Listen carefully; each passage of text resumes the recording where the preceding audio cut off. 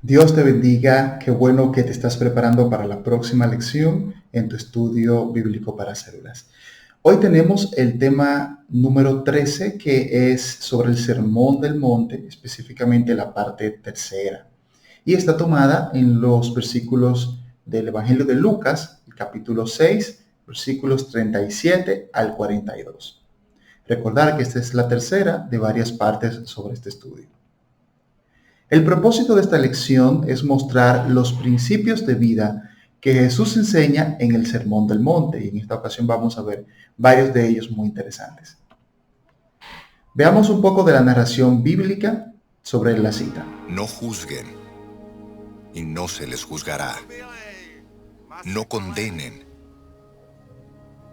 y no se les condenará. Perdonen, y se les perdonará. Den, y se les dará. Se les echará en el regazo una medida llena, apretada, sacudida y desbordante. Porque con la medida que midan a otros, se les medirá a ustedes. También les contó esta parábola. ¿Acaso puede un ciego guiar a otro ciego? ¿No caerán ambos en el hoyo? El discípulo no está por encima de su maestro, pero todo el que haya completado su aprendizaje, a lo sumo llega al nivel de su maestro. ¿Por qué te fijas en la astilla que tiene tu hermano en el ojo y no le das importancia a la viga que tienes en el tuyo? ¿Cómo puedes decirle a tu hermano, hermano, déjame sacarte la astilla del ojo, cuando tú mismo no te das cuenta de la viga en el tuyo? Hipócrita, saca primero la viga de tu propio ojo y entonces verás con claridad para sacar la astilla del ojo de tu hermano. Ok, lo dejamos hasta acá. Veamos ahora la lectura como tal del Evangelio de Lucas. No juzguéis y no seréis juzgados. No condenéis y no seréis condenados. Perdonad y seréis perdonados. Dad y se os dará. Medida buena, apretada, remecida y rebosando darán en vuestro regazo. Porque con la misma medida con que medís, os volverán a medir. Y les decía una parábola. ¿Acaso puede un ciego guiar a otro ciego? ¿No caerán ambos en el hoyo? El discípulo no es superior a su maestro, mas todo el que fuere perfeccionado será como su maestro. ¿Por qué miras la paja que está en el ojo de tu hermano y no echas de ver la viga que está en tu propio ojo? ¿O cómo puedes decir a tu hermano, hermano, déjame sacar la paja que está en tu ojo, no mirando tú la viga que está en el tuyo? Hipócrita, saca primero la viga de tu propio ojo y entonces verás bien para sacar la paja que está en el ojo de tu hermano. Muy interesante cita bíblica del Sermón del Monte. Vamos a ir parte por parte. Lo primero es el versículo 37 que nos dice, no juzguéis y no seréis juzgados, no condenéis y no seréis condenados, perdonad y seréis perdonados. Hay tres palabras clave que vamos a ver aquí. Primero, juzgar. Esta palabra en el original griego significa estar juzgando, decidir, condenar o castigar. Luego Jesús dice, no condenéis. La palabra que aquí él usa significa pronunciar culpable. Y luego él usa una palabra que es perdonar o perdonar y significa esta palabra liberar completamente, aliviar, soltar, dejar morir. Cuando uno analiza lo que Jesús está diciendo acá y estudia qué significan estas palabras que él dice, podemos entender lo siguiente. Como Jesús viene hablando en todo el capítulo 6 sobre la importancia del amor a los enemigos, ahora su mandato es de no culpar ni guardar ese rencor por lo que nos han hecho, sin importar lo culpable que nos parezca la otra persona. El mandato de Cristo aquí es no decidir, no condenar, no castigar, no pronunciar culpable, inclusive al que lo es. Más aún, su mandato es a que dejemos morir ese rencor, soltarlo, liberarnos completamente de ese sentimiento que nos ata y nos destruye. Esto es lo que Jesús quiere dejarnos aquí, que seamos capaces de soltar, dejar morir ese rencor, en vez de guardar ese resentimiento por lo que nos han hecho, la ofensa que te hicieron, la palabra que te dijeron o lo que no hicieron también. Quiero que te preguntes lo siguiente, hagámonos esta pregunta. ¿Contra quién estoy guardando rencor y resentimiento? ¿Será que estoy contra alguna persona guardando rencor, odio, falta de perdón? ¿A quién debo perdonar?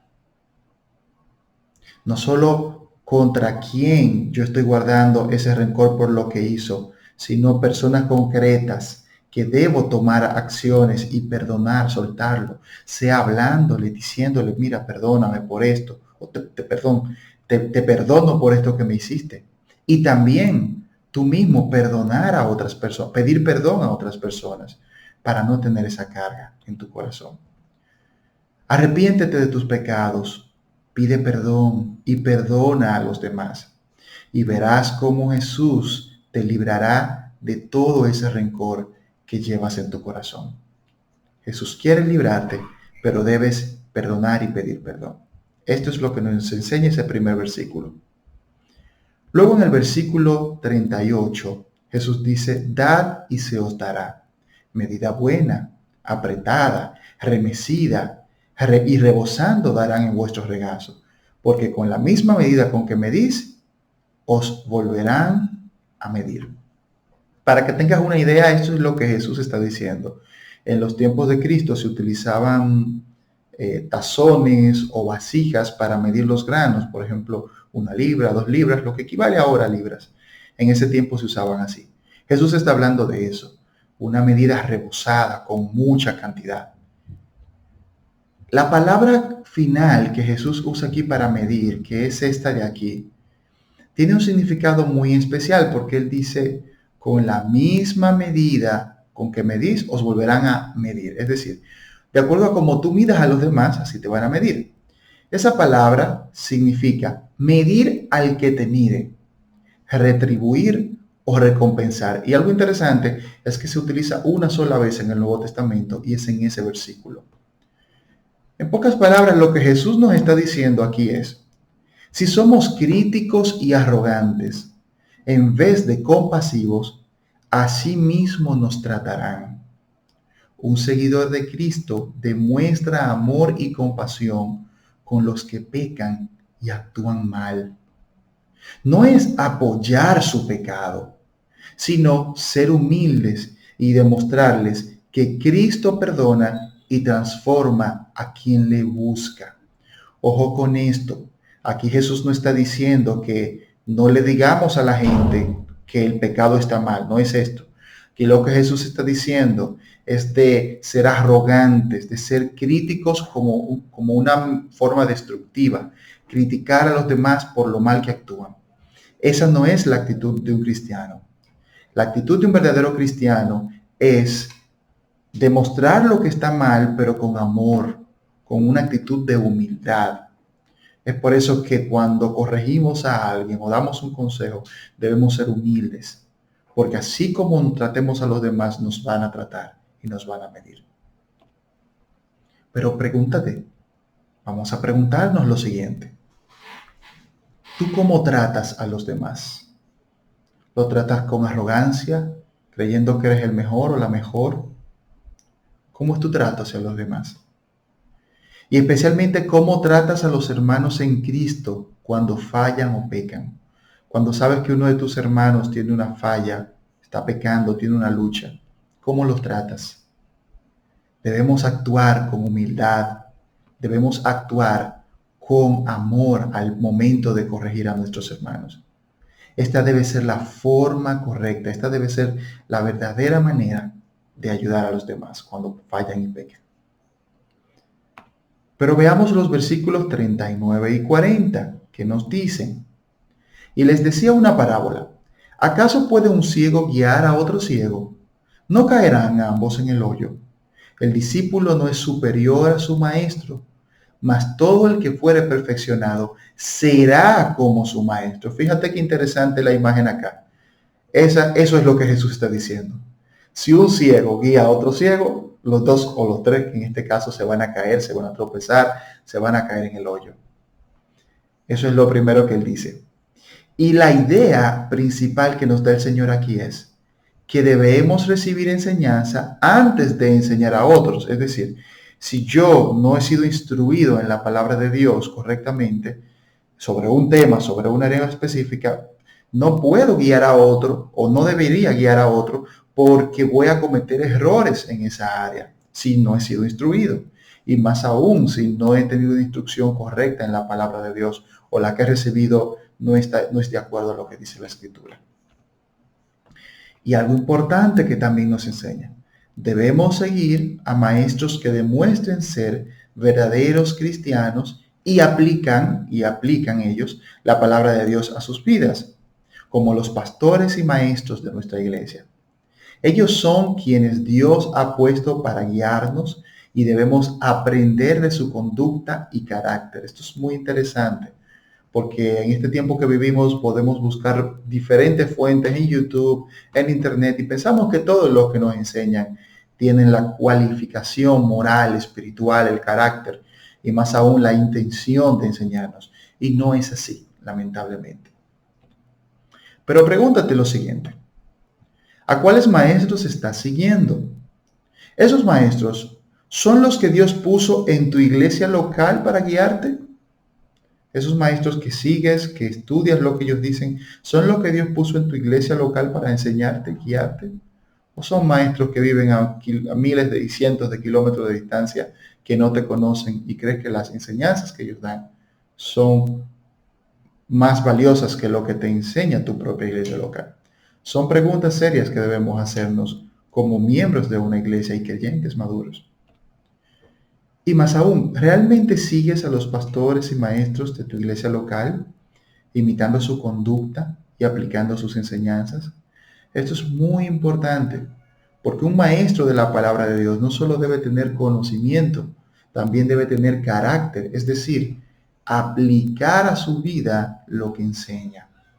¿Y cómo la iglesia sabe eso? ¿Cómo sabes que un maestro verdaderamente aplica lo que enseña? Pues que tienes en tu iglesia local hombres y mujeres de testimonio.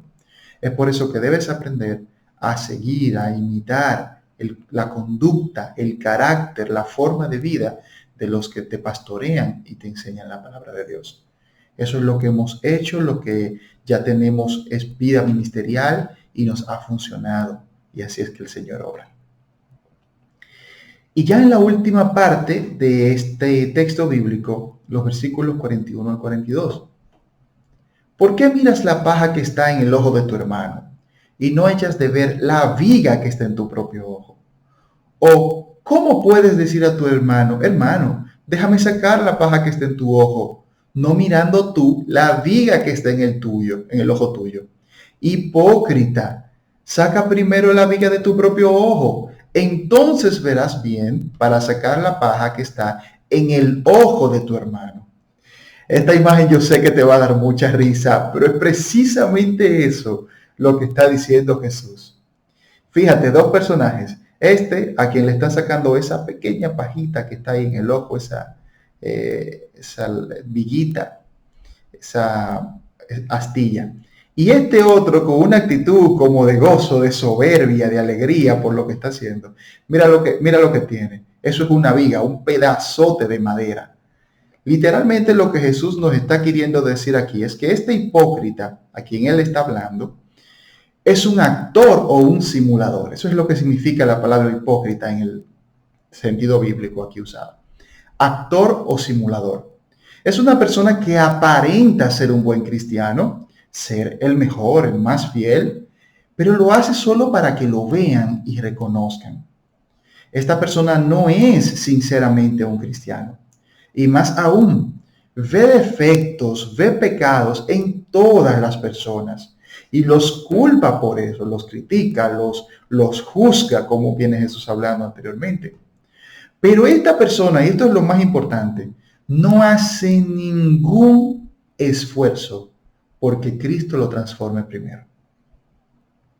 Y fíjense qué interesante, lo que Jesús dice aquí no es que tú ayudes a los demás cuando tienen un problema, si tú también tienes luchas contra el pecado, no es eso. Lo que Jesús dice antes de tú ayudar a otros, busca, procura que el Señor te transforme a ti primero.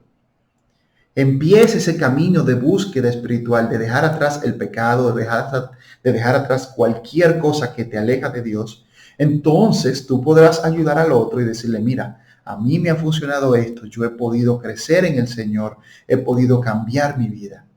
Eso es lo que Jesús quiere, que busquemos primero ser transformados para llevar a otros a que también sean transformados en Cristo. Pero vamos a preguntarnos lo siguiente.